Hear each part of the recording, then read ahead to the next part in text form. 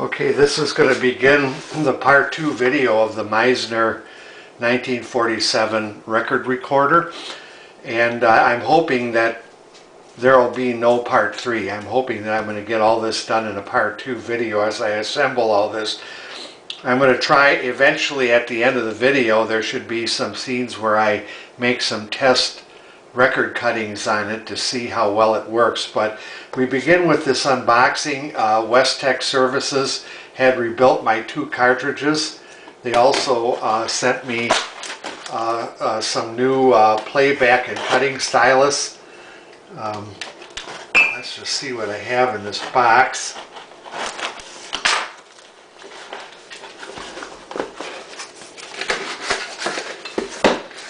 Peanuts, Cracker Jack, just peanuts. And this is, I assume, the playback cartridge. We have the scissors.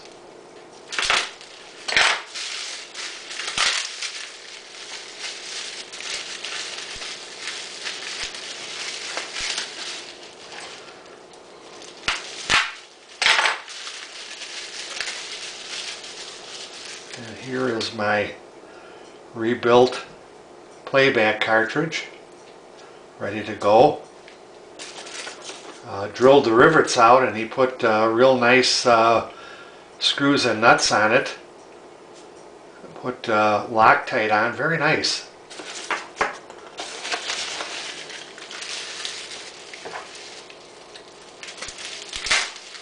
This should be the cutter cartridge, all rebuilt, and this should be ready to go. So we got that, and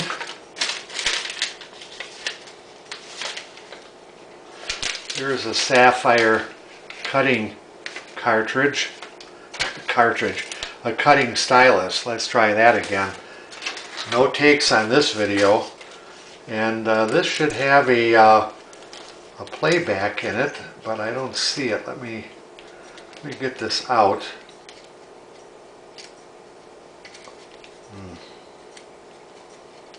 Having trouble separating this.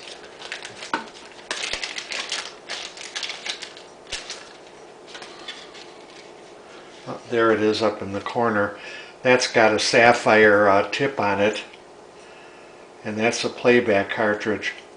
So this is a beginning, and I'll add videos as I get along with working on that record recorder.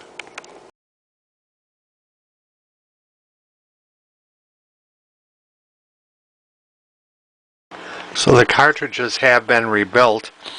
The first thing I'm going to do is I'm going to play this record, or part of it anyways, that was recorded on this very machine. So we'll take a listen to it.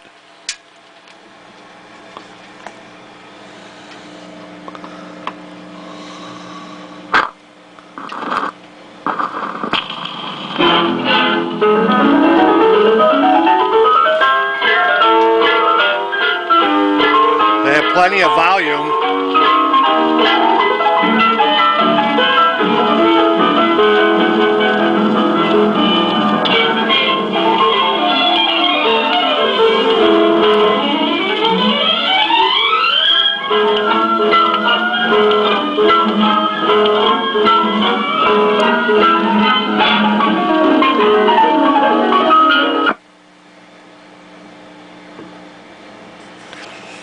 So that the cartridge works real well now.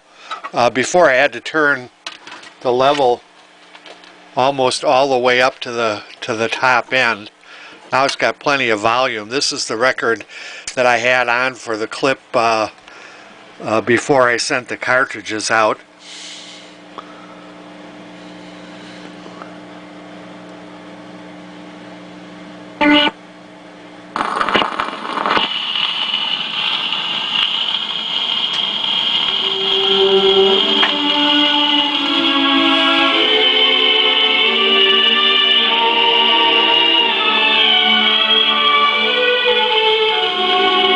has lots of volume.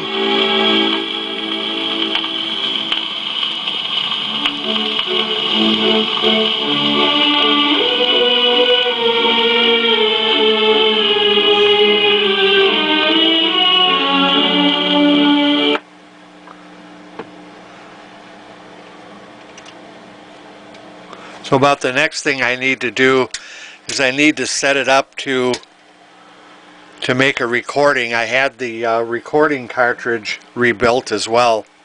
So that'll be the next thing I'll do.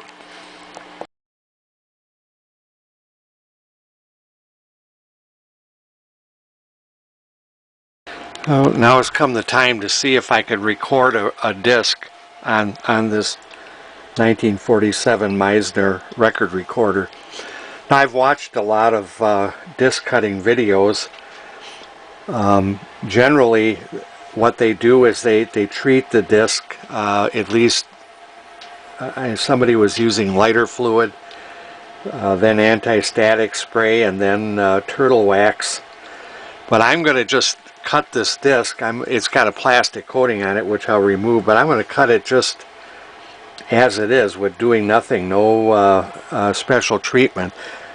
And the source of the audio is going to be this little media player. I've downloaded my version of Blue Skies onto here. And this disc, which was recorded on this machine probably way back when, and maybe in 47 or 48, that's an acetate disc. It's an aluminum disc that's recorded with, or is coated with acetate cellulose. And the machine, basically these home machines are very simple. They're designed, you pop the record on, you position the cutter, and you use the microphone and start recording away, or recording off the radio. But this disc that I have here is vinyl, so I have no idea how it's going to record. I'm almost certain that my first recording on this thing is going to be pretty bad, but just as it is, I'm going to see how it records. I've got the disc on. I'm all set to record.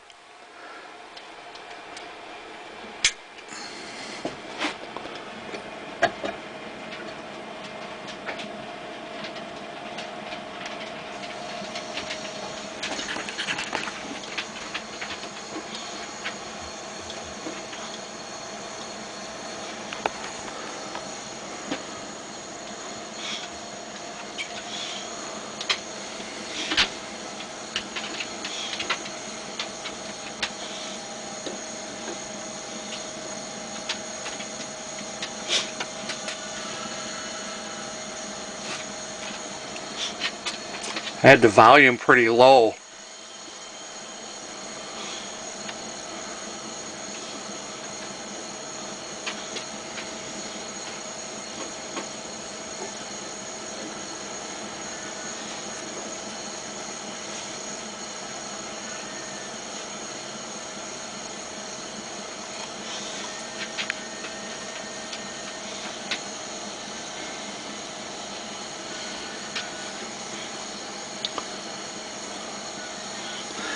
This material, as I've learned, is called Swarf, that I'm taking off, trying to keep off the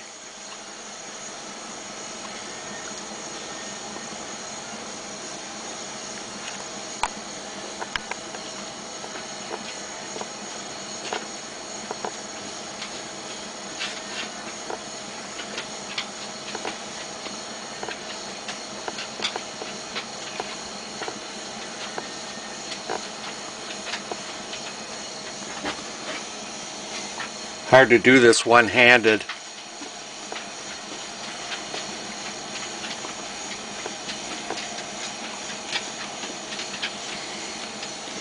As you can see, my little video is playing.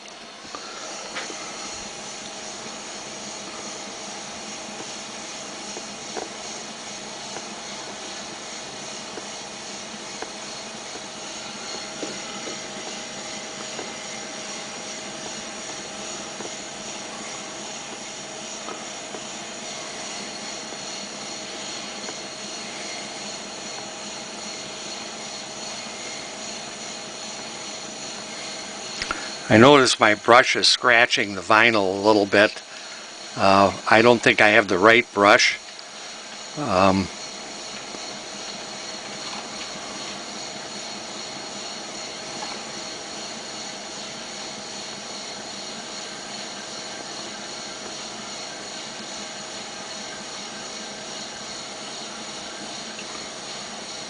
I can hear it.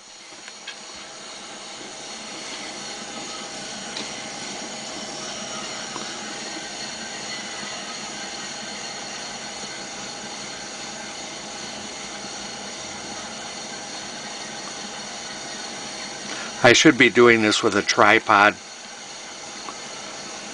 My hand is actually getting sore from holding the camera.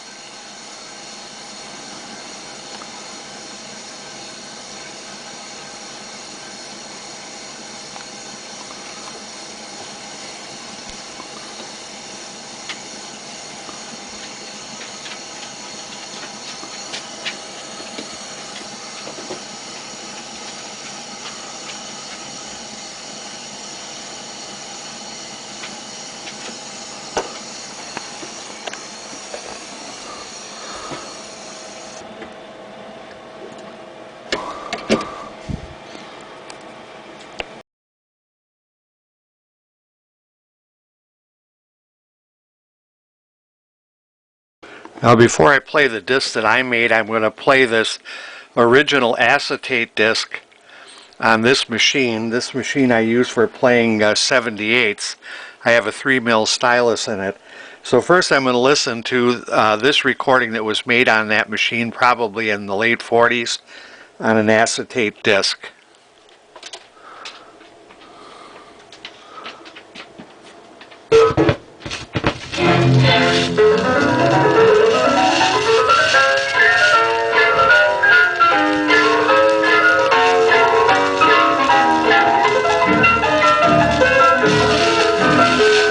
The fidelity is remarkably good.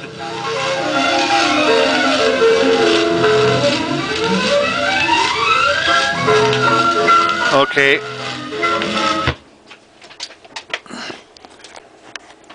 My recorder cut me just a little bit short. I just want to play a little bit more of this record.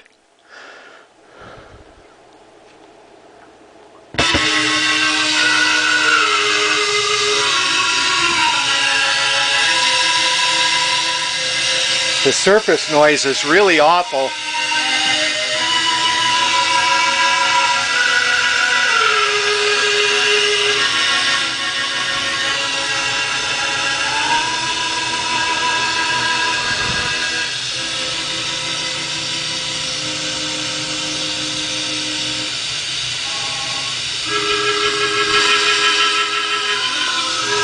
So I'm going to try another recording, but I'm going to use the sapphire cutting stylus instead of the tungsten. So I'm all set to cut another side. This is the same record that I cut the other side of it, and as you heard in the clip, the recording was quite terrible in my opinion. The surface noise alone was very bad.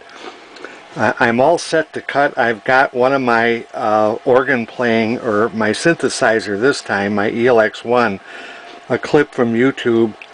I downloaded my copy onto this media player, and I preset the level. And all I have, of course, like I say, is this light that blinks when it's getting too high, but I really need a VU meter on it. I'm also going to try this brush for clearing away the swarf. This is a lens, or rather a negative, photography negative cleaning brush. It's much softer than that paintbrush I used, which scratched the surface of the record a little bit. I don't think those scratches really made a difference in the sound of the recording. The first recordings was with a hardened tungsten stylus. This recording I'm going to make with a sapphire stylus to see if it's any better or any worse.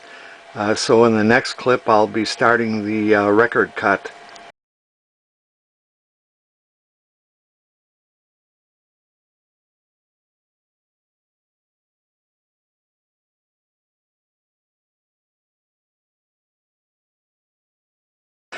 So the record is cut.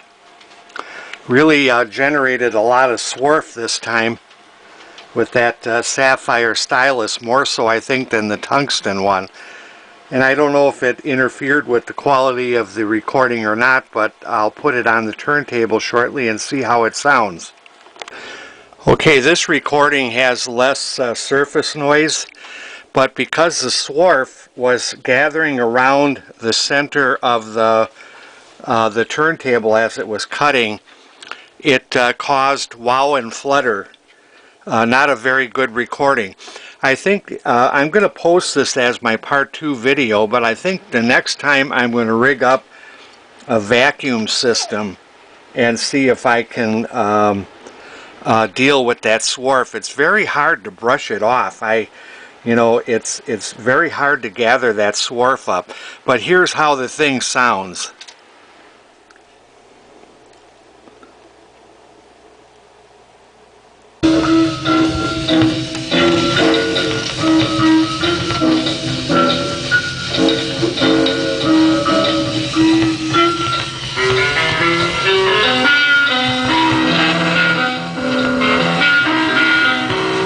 And it's still over-recorded too.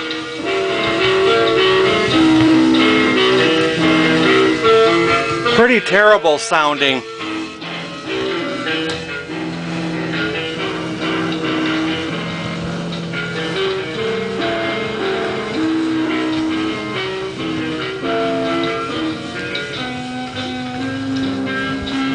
But a lot less surface noise. Well, this is only the second recording. This is only the second attempt at recording that I've made. I'm going to see if I can rig up a vacuum system to suck up the swarf. See if that'll work. It's the swarf catching in the center that really screwed up this recording. However, the fidelity was better. It was still overdriven. Even though the overload light was not blinking, it still sounds distorted and clipping at the highs. So I guess I'll just post this as a part 2 video and then play around with it off camera and see what I can come up with.